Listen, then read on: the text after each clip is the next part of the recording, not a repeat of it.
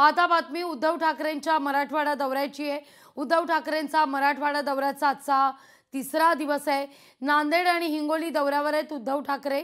या दौऱ्यादरम्यान शेतकऱ्यांशी ते संवाद साधतील।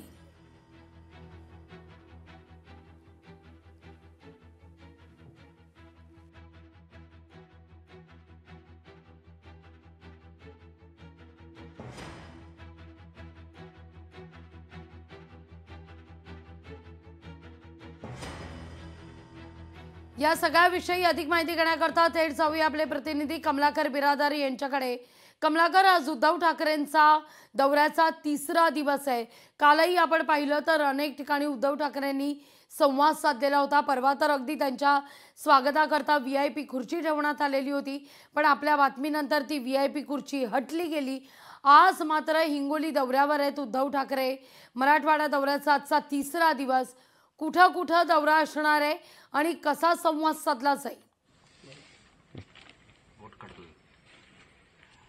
नक्कीच लागवीजी, उद्धव ठाकरे यांचा 3 दिवसापासून मराठवाडा दौरा सुरू आहे। शेतकऱ्यांशी ते संवाद ते करतायत।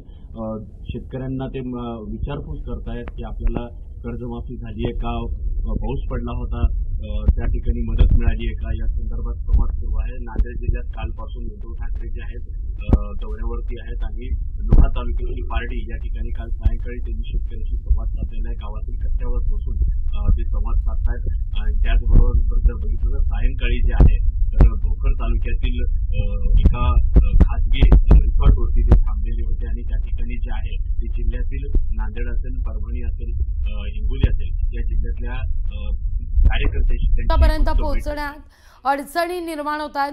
तुर्तास धन्यवाद कमलाकर, मुद्दा लक्षात येतोय। तुम्ही दिलेल्या एकूणच सविस्तर माहिती करता। लोकशाही मराठी ऐका, पहा, जागरूक रहा।